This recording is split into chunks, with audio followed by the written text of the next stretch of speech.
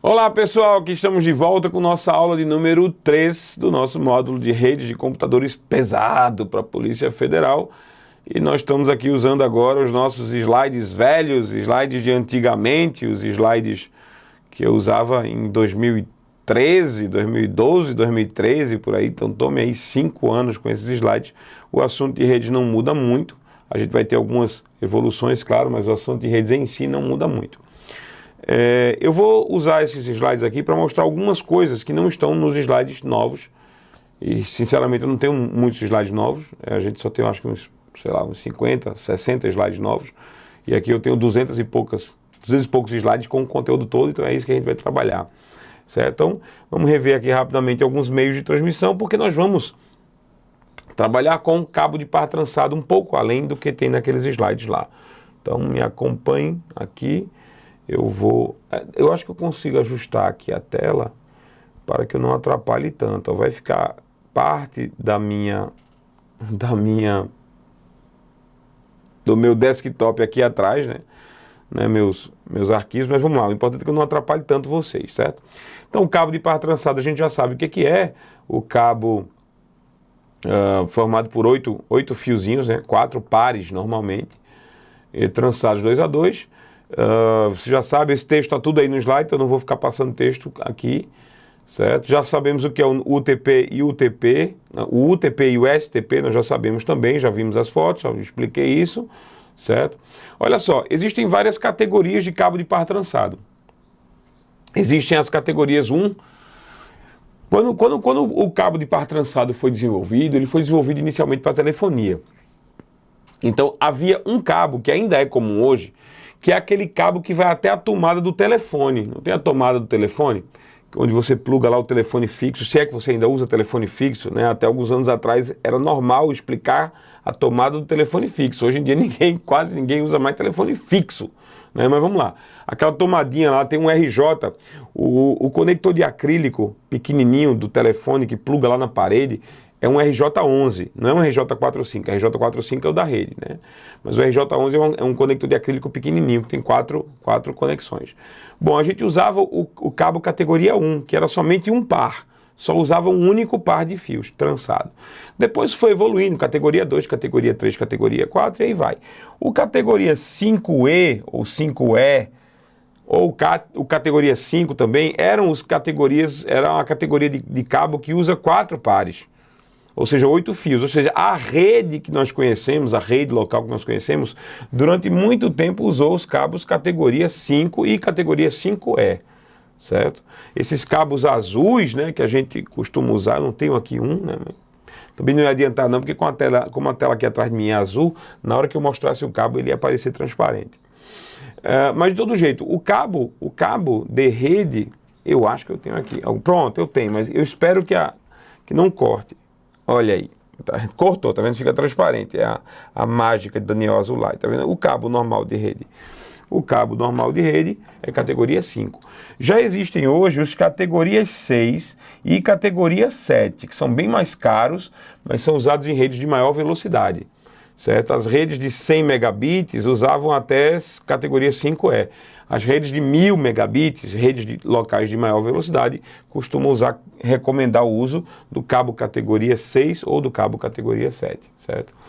É só para saber. Aqui está o UTP e o STP, também nenhuma novidade, a gente já conhece o UTP, STP, tal. Vamos lá. RJ45 é o conector das redes, RJ11 é o conector com 4 pinos usado para telefonia apenas, certo? Aqui estão dois exemplos do categoria do RJ11. O RJ11 é usado RJ45, acabei de falar 11, mas é 45. Como é que a gente usa o RJ45? A gente usa nas pontas dos cabos, né? Então, na ponta do cabo lá, tem RJ45, um deles vai ser plugado no equipamento do meio, o outro vai ser plugado na placa de rede do computador, e aí nós temos a nossa conexão feita pela rede, certo? Esse equipamento do meio pode ser chamado de hub ou switch, mas a gente vai ver isso já também. Vamos voltar para isso. Olha só, isso é um assunto que quase não cai em prova no geral, mas estamos falando de CESP e estamos falando de Polícia Federal, então é bom saber. O cabo de par trançado, ele tem duas montagens. Eu posso montar o cabo de duas formas. O cabo straight, ou cabo direto, e o cabo crossover, o cabo cruzado, o cabo cross, como a gente chama, certo? A diferença é para que eles vão ser usados. Quando eu quero fazer uma ligação entre o micro e o hub, quando eu quero fazer uma ligação entre o computador e o concentrador, o equipamento central da rede, aí eu faço um cabo direto. Quando eu quero fazer uma ligação entre equipamentos iguais, micro ou hub, a gente costuma fazer com cabo cruzado. Então, veja só, se o seu objetivo é ligar um computador a um concentrador, a um equipamento central que vai ligar outros computadores, então esse cabo aqui, ele tem que ser direto. Se você tem o intuito de ligar um computador a outro computador, você não vai usar um cabo direto, você vai usar um cabo cruzado. Isso foi verdade absoluta e inegável durante muitos anos. Hoje, você pode ligar cabo do jeito como quiser, cabo direto ou cabo cruzado, você pode ligar. Por quê? Porque as próprias placas de rede dos computadores e os próprios equipamentos centrais hoje, os switches, né, os equipamentos que substituíram os hubs, eles conseguem reconhecer se você ligou um cabo direto ou um cabo cruzado, então não vai ter dor de cabeça. Não vai ter dor de cabeça. Antigamente era obrigatório. Cabo direto, ligar micro hub. Cabo cruzado, ligar equipamentos de mesmo tipo, micro ou hub. Certo? Se eu fosse ligar esse hub a outro hub, eu teria que usar um cabo cruzado. Hoje em dia não é mais verdade isso, certo? Mas pode ser que mencione. Como é que se monta um cabo direto, um cabo cruzado? Se monta desse jeito, ó. Um cabo direto é um cabo em que o fio, lembre-se, são 8 fios no cabo de par trançado, são 8 fios. Esses 8 fios chegam na ponta do conector e cada fio desse tem que ser ligado, né, fazer contato com um conector diferente. São 8 conectores no pino RJ45, são 8 conectores, 8 pinos no conector. O conector é um nome grandão, os pontos metálicos são chamados de pinos. Então são 8 pinos dentro de um conector RJ45. Cada fio tem que ligar num pino, certo? Então o cabo direto é um cabo em que o mesmo pino numa ponta está ligado ao mesmo pino na outra ponta. Então o pino 1 de uma ponta está ligado ao pino 1 da outra. O pino 2 de uma ponta está ligado ao pino 2 da outra. O pino 3 de uma ponta está ligado no pino 3 da outra e assim sucessivamente. Então é uma coisa bem direta mesmo. No caso do cabo cruzado, e aí eu vou sair daqui um pouquinho, o pino 1 de um lado... Não, João, é para sair, João. Aí eu vou lá, ó.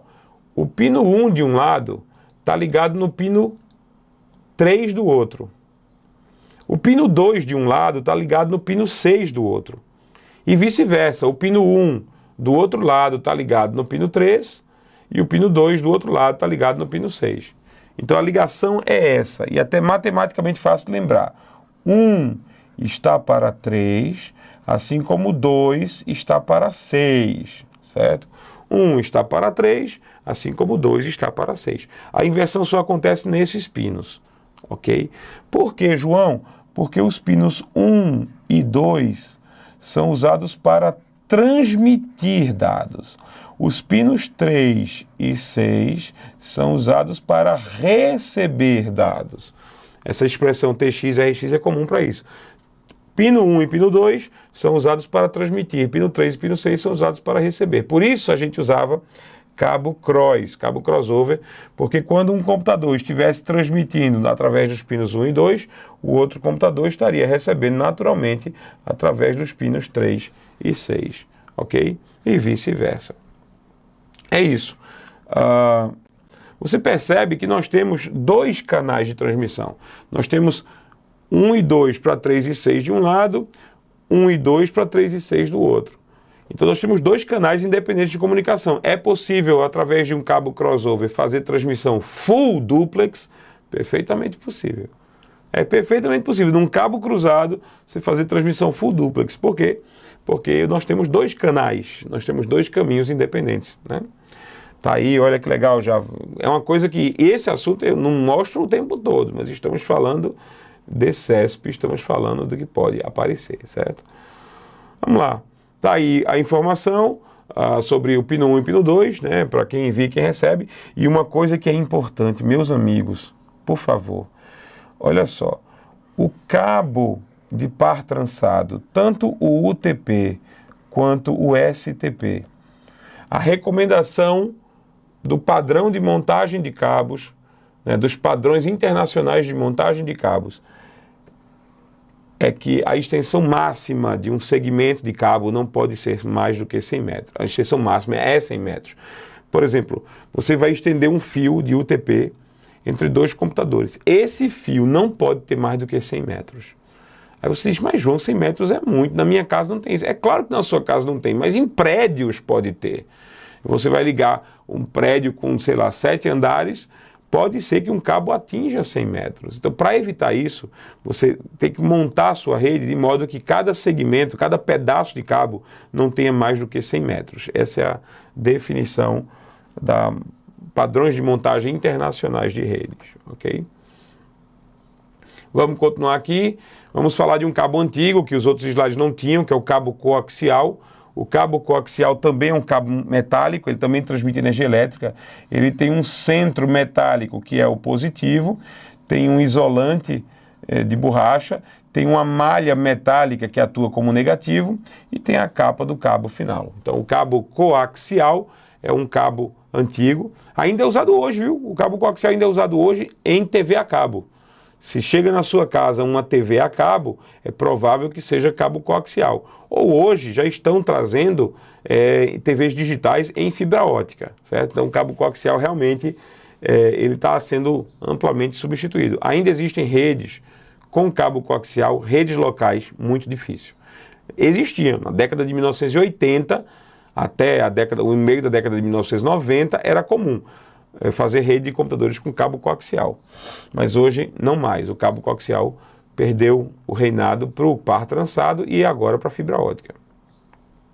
Certo? Cabo coaxial está aí. Existiam dois tipos de cabo coaxial.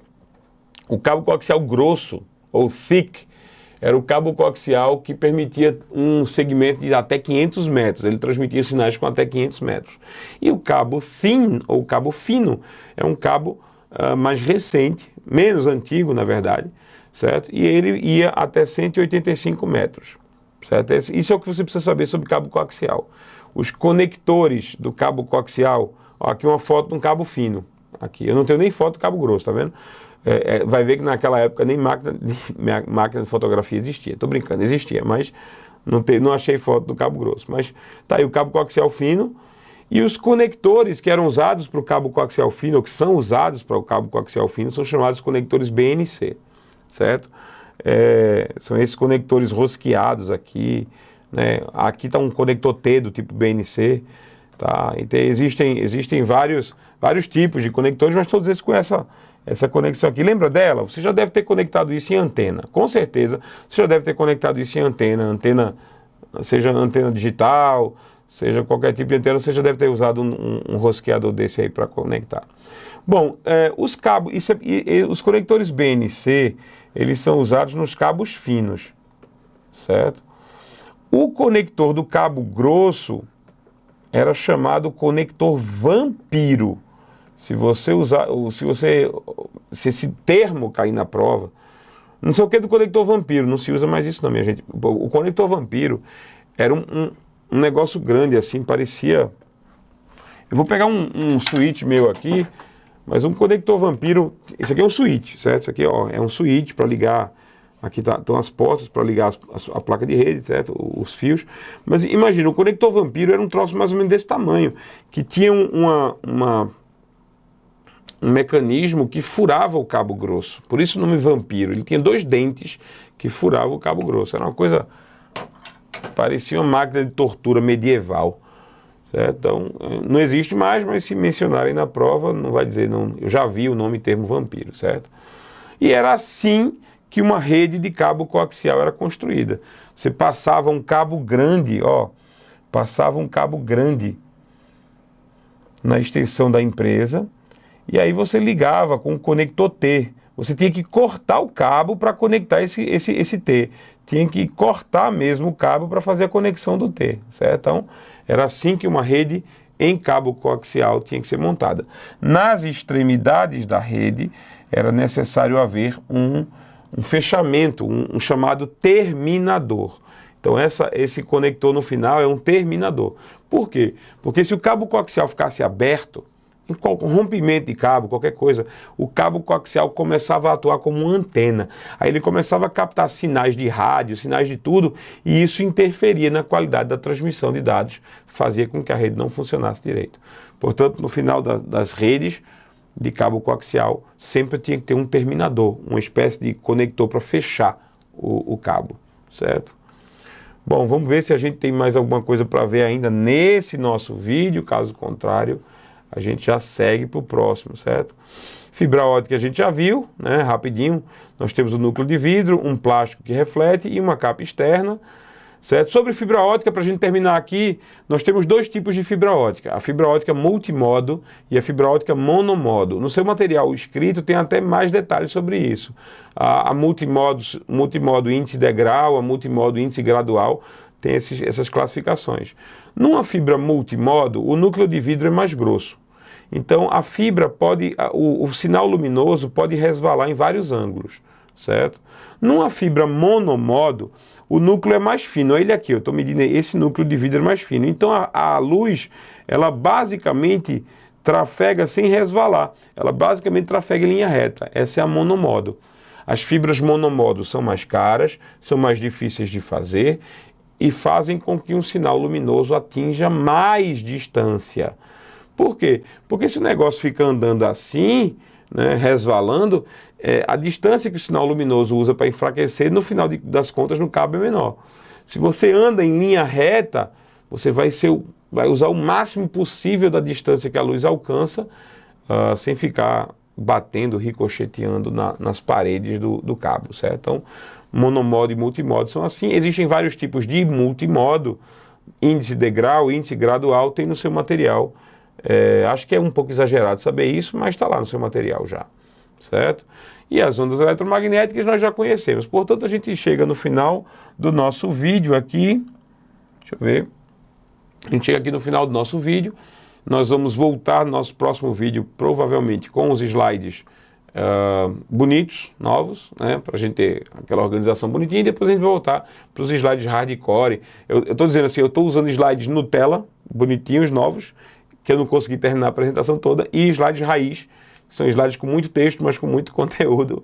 A gente vai juntar os dois e fazer com que você aprenda o conteúdo, ok? Então a gente se vê, se Deus quiser, no nosso próximo vídeo. Um abraço.